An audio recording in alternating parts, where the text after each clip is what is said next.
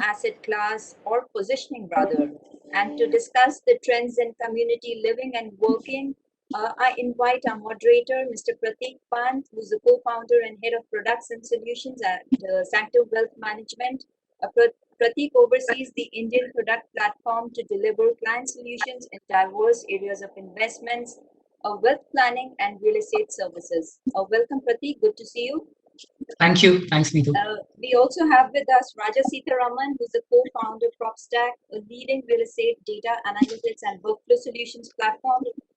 He has 2 decades of experience and has successfully launched multiple real estate B2B platforms. We also have with us Shambhavi.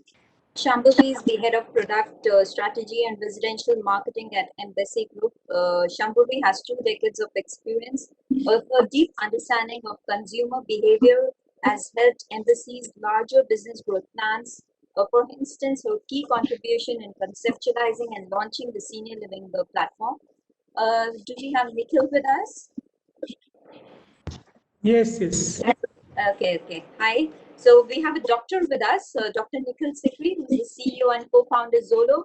A marked switching of career as Nikhil holds an MBBS degree from the prestigious AIMS and then secured a management degree and then was vying to break norms and set new benchmarks, resulting in Zolo, which is now the market leader and is almost a synonym for co-living and student housing. Nikhil, offline, perhaps we may want to understand why did you do this?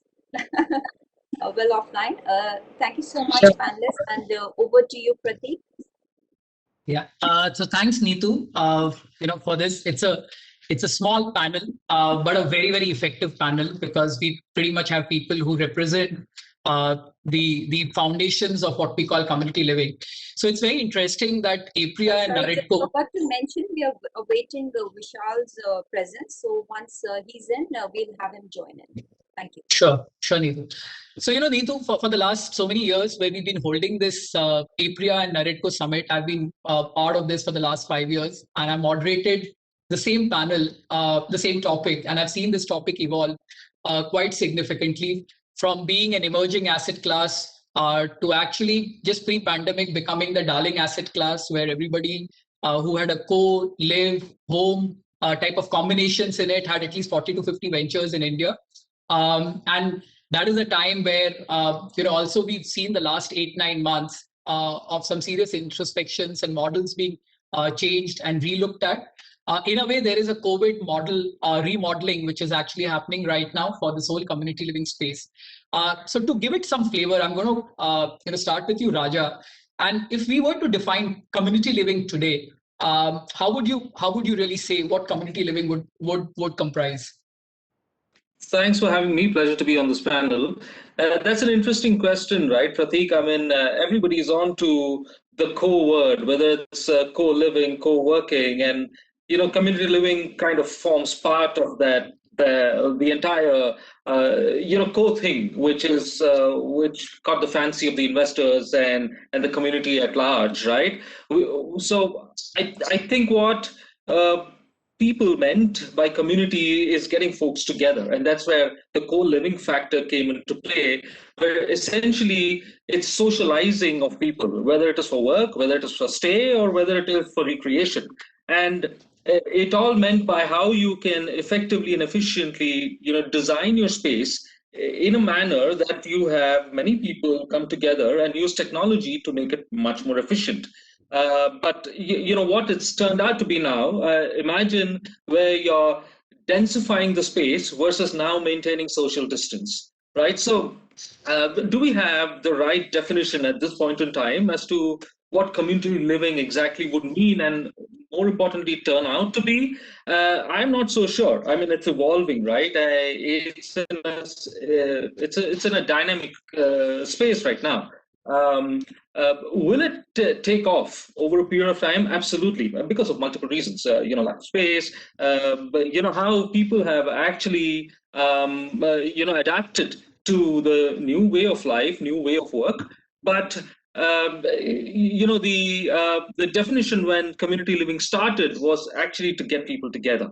right? But that's not the norm right now. I think perhaps Nikhil may be able to describe this better because he's running something which is so close to what you're trying to define. But in my mind, I think this is something which will evolve. We don't have the right definition just as yet. Right. No, so I was just coming to Nikhil. As Neetu said, Nikhil, a career change from being a doctor to being now the architect in a way of co-living, as Neetu was talking about it. Co-living, last count we had heard, had more than 250,000 beds across the country, was on this great high. And over suddenly people are actually questioning some of these models, as Raja was talking, right? Do really people want to be in these communities? We've also heard about Zolo itself now being across the chain, right, from blue collar working to actual co-living to student housing to many other emerging trends which we are seeing around this.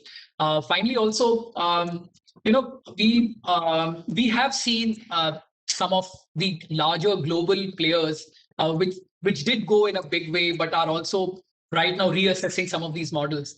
So I know I've thrown a lot of things at you right now, but if you could take us through how you saw this as an opportunity, what are the challenges which this whole pandemic has thrown in front of you, and how are you seeing this business model evolve right now? So first of all, I will sort of give a flavor on how I see this industry and how do I see this industry evolving, and then we will go back to how we have reached here. So I personally feel that you call it community living. I personally call it managed living, which has three pillars. One is efficient assets. Second is services, personalized services. And third is community in itself. So for me, community is a subset of a further framework. And it's potato. I mean, we can debate till cows come home. I'm not saying what is right, what is wrong. It's the way I think about it. So managed living is fundamentally what it says is that why are you doing your individual life chores, or why are you like worrying about the assets of life? One, and two, why are you worried about, or why do you not have a community? We are getting more and more sort of distanced from each other. I mean, COVID has introduced a hard distance. But without that, also the Netflix of the world, the Instagrams of the world, and the life is becoming more and more virtual with time. So the idea that the way I see it is that managed living is going to be default option. No matter what kind of living, it's going to be managed. It's going to take 30, 40 years. It's going to take a long time. It's not going to happen in one go, because the more inclusive or the more deep the experience is, more averse you are to trying new things. So people will experience something and then they will find it nice, and then it'll take 1 or 2 generation shifts before this sort of becomes a default. But that's what we are after. So we are after making this managed living a default choice for everyone. So whether it is, so that's where you pointed out, whether it is blue collar housing, whether it is student housing, whether it is single housing, which is popularly in lingo known as co-living. We did some pilots in family housing during COVID. Beautiful results. Like families were loving it. They were like, dude, you're not doing this living shaving, you are saving marriages. Because now I and my wife don't fight anymore. Especially in young couples. It's because we piloted with young couples, so selection bias as well. So they loved it as a construct. Senior living is already picking up. So these are all nothing but a variation of the same kind of play. They're all the same. The tech stack is unified. So when we have built a tech stack, so we don't even discriminate between living and working for that matter. So our tech stack is built in a way that any place where space interacts with people, we can manage that. So whether it's working or it's living, we don't even care about that, because fundamentally it's interaction of spaces with people. So we operate in a technology world as a space management play, not really even on a living management play, because living is a form of interaction with a space. You lie down if you're living, or you eat, you eat in office as well. So it's a different kind of interaction you have in a living domain and a different kind of interaction you have in a working domain. It's fundamentally spaces interacting with people and people interacting with spaces.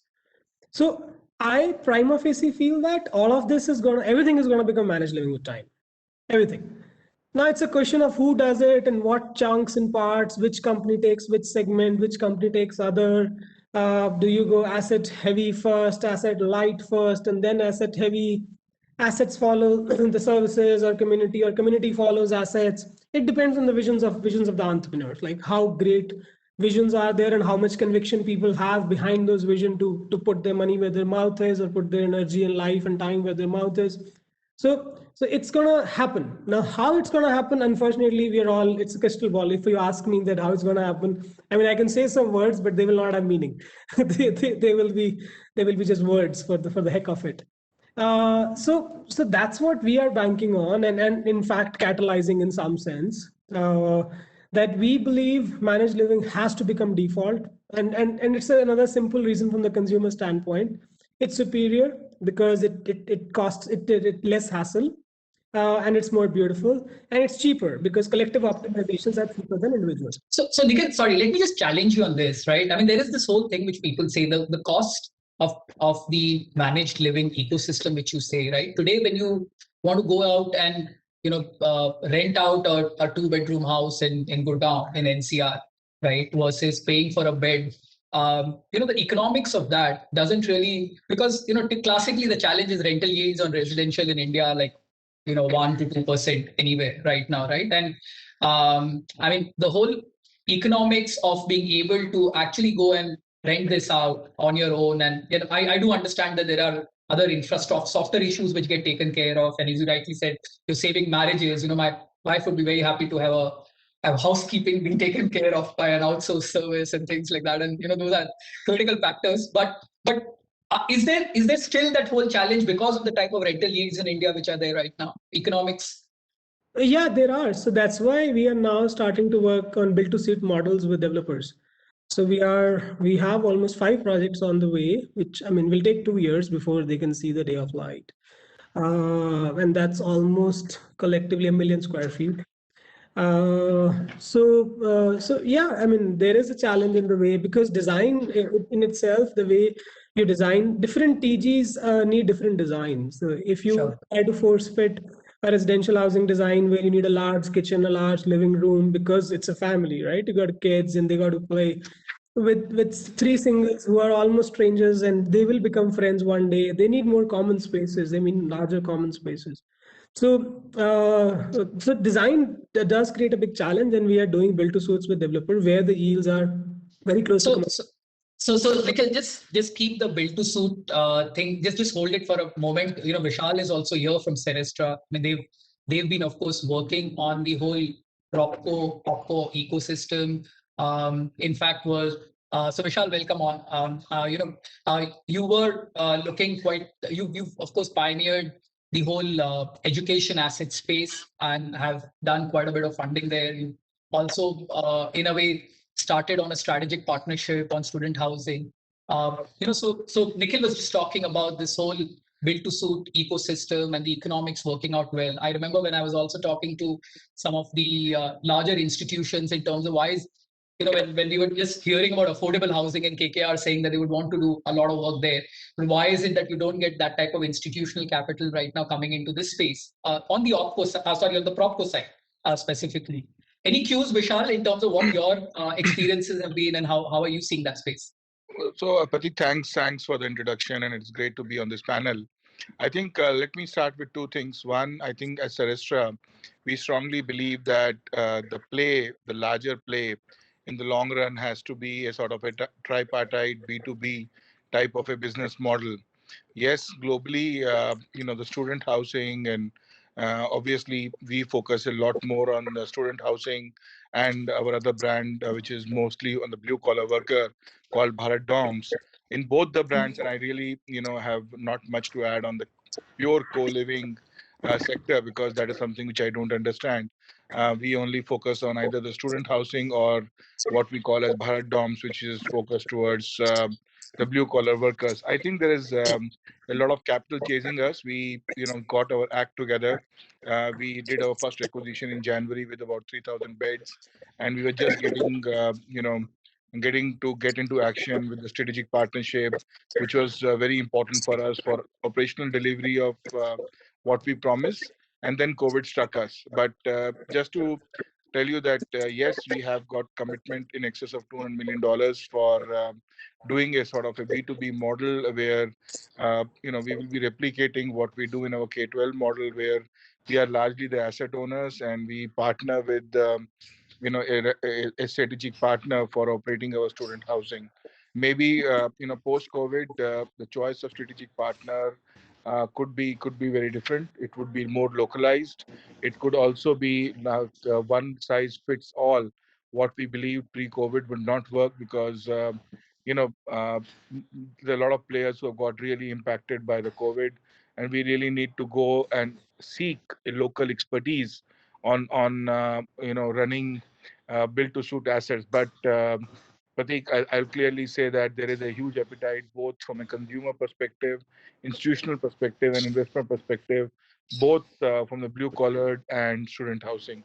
Indeed, the government policy, and yesterday I was on another panel, the government policy on affordable housing, and especially the rented affordable housing, should create a paradigm shift for all the players who are into the affordable and co-living operations. So Vishal, we as an industry are also quite eagerly, we know that there is an InvIT around the corner, right? Which could be the first one in its kind in this particular space, which you all are looking to pilot. Are you, if those plans are not public, but how are you seeing that come up? Because finally there has to be an exit mechanism which also needs to work the moment the institutional capital looks at coming in. Yeah, so I think we are very much in line with our InvIT plans. All the various advisors like lawyers and merchant bankers are in place, and we should, if all goes well, and we should apply to SEBI in next few weeks, and then hopefully we'll go through a SEBI process. Currently, we have a notch lower than $200 million of assets, and we are again aggressively looking for assets both in K-12 space and the student housing space. And fortunately for us, while the K-12 space, there's a lot of action because a lot of school owners have got tired. They have, looking at various other options. Unfortunately, because the students are not back on the campus, the colleges are reluctant to enter into a deal which has a sort of a rental commitment or which needs a commitment immediately, and they are looking at more like a wait and watch. Let the students come back. Let's see our business model is back, and then do the transaction. But yes, we are doing a lot of background work, and we believe that we should have a InvIT in early part of 2022. And largely focused towards student housing and K-12 institutional assets. Thanks for that, Vishal. I'm going to get Shambhavi in. Shambhavi, you of course represent the part of the business where a PropCo and an OpCo meet together in the Embassy Group. We pioneered areas around co-working. We've of course pioneered, and we've just got a new brand on the co-living side, which has gone live. I read the article earlier in this week on Olive. And of course, we were talking the other day about your ventures in the senior living space, which is very, very interesting because there's not been much when we talk about community living. That part of the area somehow has not got that type of presence from an Indian ecosystem. So we really want to hear your views, from an embassy perspective about how we see all these businesses. Thank you, Pratik, for the introduction, and a warm welcome to all my panelists here, and good afternoon to the viewers. Just to put things in a little perspective when it comes to Embassy Group, let me say that we as Embassy has pioneered into many firsts in terms of developments in the new asset classes over the period of years. It has been with the focus of flexibility and the requirement of the users depending on which era we have catered to this segments. We took the franchisee of WeWork in 2017, and we are about almost 60,000 beds across 6 cities currently. Recently, we forayed into co-living spaces, which is Olive by Embassy. In 2019 is when we had established it, and our scale is to have almost 100 facilities by 2021. And our latest announcement in October, that is into senior living, where we have launched our first project and 288-acre township in North Bangalore, which is a JV with Columbia Pacific Communities. In next 4 to 5 years, where we aim to develop almost a million square foot nationally with an investment of 100,000 crores. So that's where we are. In fact, idea has always been to have that futuristic vision of what are the new asset classes that we are going to look forward to, and we have been making sure that we have our foray into these products. So Shambhavi, how does senior living really fit into the whole community living definition, right? I mean, typically there are a lot of people who think senior living is meant you go and take a place in Rishikesh, Haridwar, or up in the hills somewhere. But do you think integrated? I mean, you're talking about North Bangalore, which is, I'm assuming, pretty much city limits. How do you see community living with senior living? Okay, so basically, I think Raja did help us with an explanation of what really community living means. It is nothing but, a set of people coming together and where they have certain characteristics in common. Basically, it's a social and economic relationships that play and interact within those given spaces.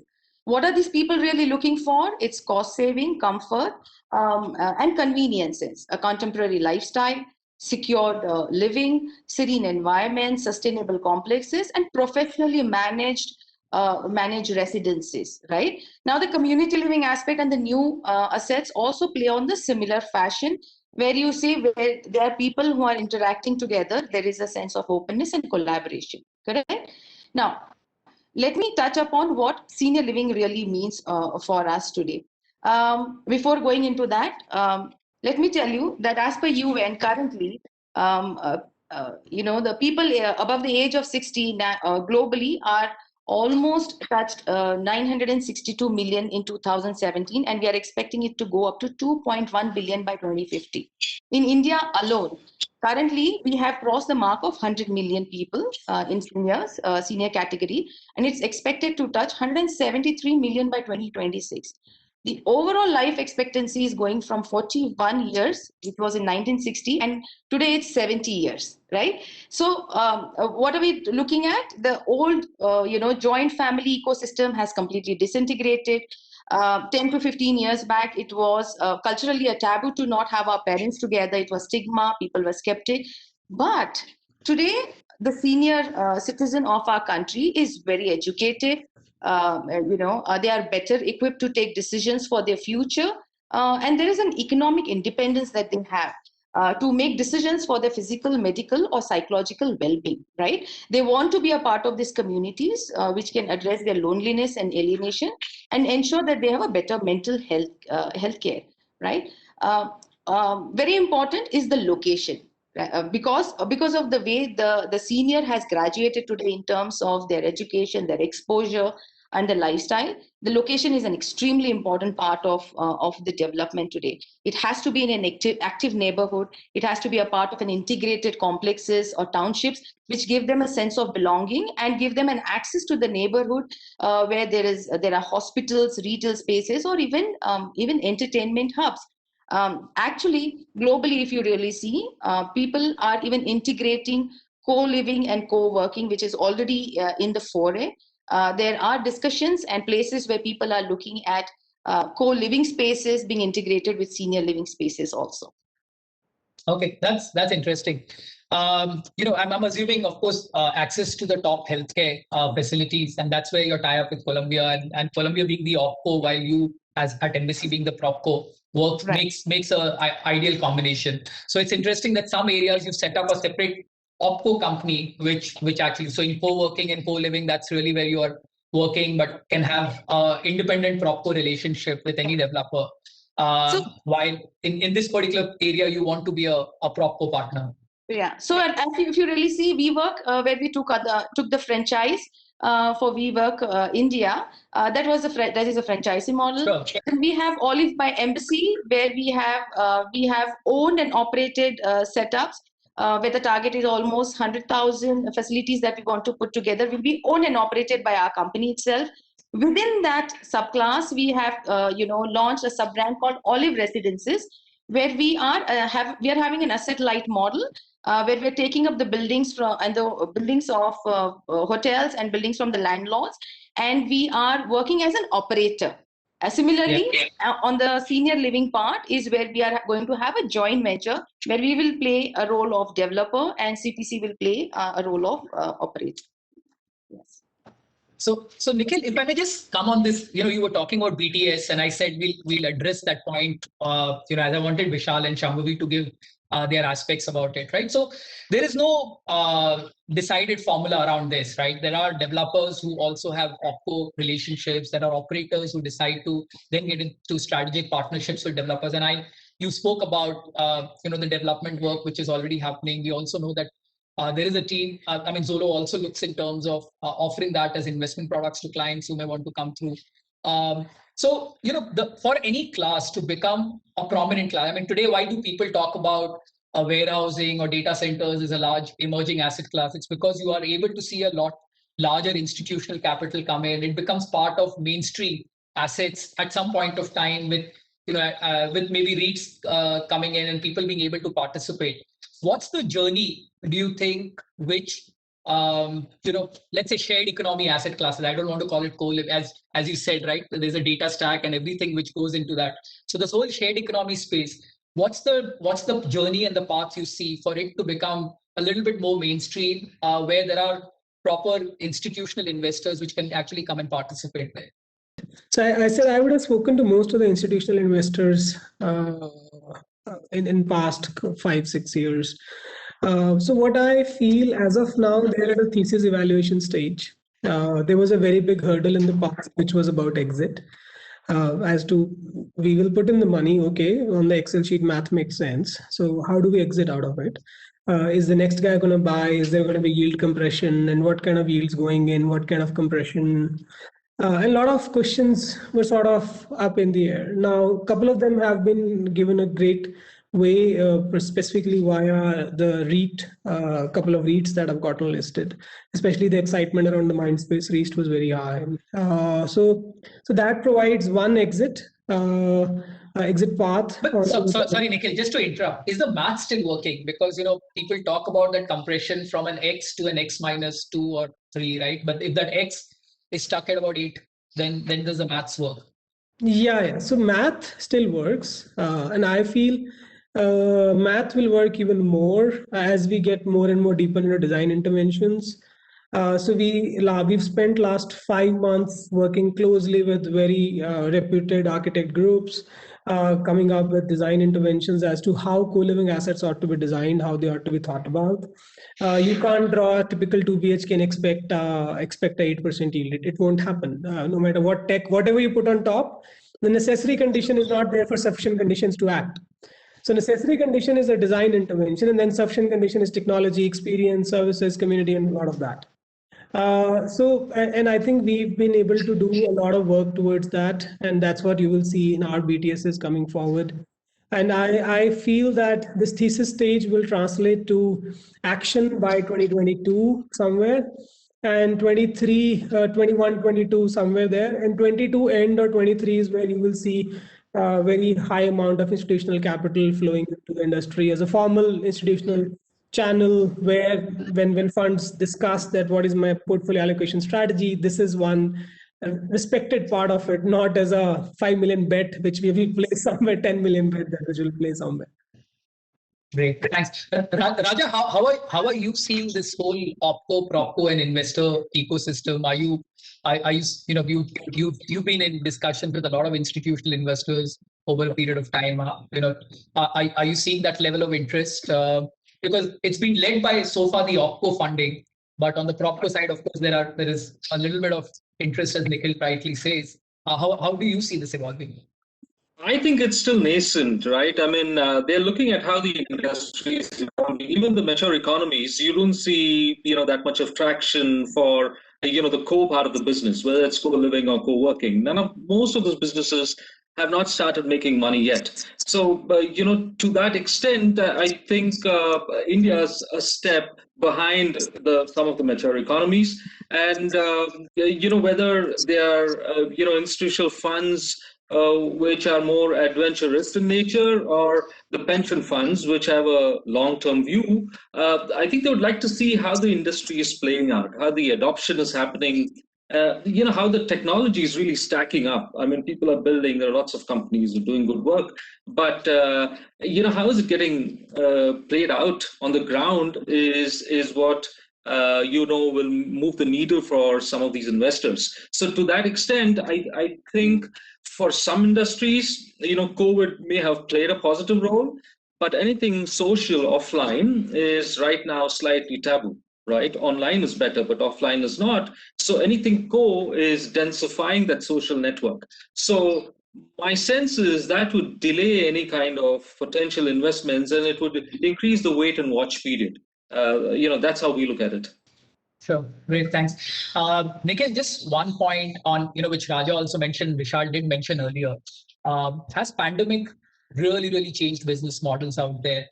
Is work from home changing the way you're going to look at things as you go into the future, right? I get your point earlier where you said that you look at this more as a tech stack and I'm looking at the whole place. But I'm assuming there's a lot of consolidation. Vishal was talking about it earlier, that they themselves are re-looking at the way they had looked at some of the investment case models. So I'm this is more towards to look a little bit of peek into the future and how pandemic is changing things for this industry, and what's your own future prognosis for this? So work from home, obviously, till the time people don't come back to cities, it breaks the thesis of urban migration. But is the density a very big challenge? I haven't observed in customer behavior yet, because even when you're staying in your home, you are staying with 3 more people. And I'm also surprised by the maturity of the customers. So we were thinking that we'll only be selling single rooms, and then double or triple will sort of go away from the portfolio mix. But ironically, in last 3 months, the proportions have not changed much. And when we've spoken to the customers to solve this mystery, because it is a mystery, ideally, this is not the expected behavior. What they are saying is like, I'm sharing with one guy and that guy is not changing forever. And when I was staying at home, I was sharing with my parents, with my sister, with my brother, with my wife, whoever I was sharing with. And in that case, I had that risk exposure there. So I haven't yet seen a very strong customer push that we're not going to share. But yeah, till the time the migration challenge remains, it remains. And when people come back, they come back, and then we will see. Consolidation. Last words on consolidation in the space. It's a not very consolidation-friendly industry, because there is very limited that you can buy from somebody else. Assets are out lying there dime a dozen right now. Like if I go out to rent an asset, I have 20 options today. So it's not a very consolidation-friendly industry. It will have its big challenges in terms of consolidation. You will just see the yes or the no's. I doubt that there will be a lot of mergers and acquisitions in the space. Great. So thanks. So just to maybe summarize some of the points here, Raja and Shambhavi, Nikhil, Vishal, all the points which you've made clearly is that we still are early in this industry in a way, because it is in early industries where consolidation always becomes very difficult, because there's not much to buy because everybody's trying to grow. Of course, there are some dynamics which have been changed from pandemic. Vishal has spoken about how there are traces of institutional interest which you are seeing in the space at this point of time. Sectors like senior living are just about emerging, and you are seeing some larger operators also looking to participate in that in a big way. But let's say that we still have some time to go out here to start seeing some larger institutional plays and further growth in this industry. But trends are changing far and fast. Thank you, everyone, for participating in this. And we had some great insights from all of you. Over to you, Nathan. Thanks a lot, Prateek. Like you mentioned, I guess you're a veteran now of being a part of this summit and always moderating this panel. Maybe that's where your expertise lies as well.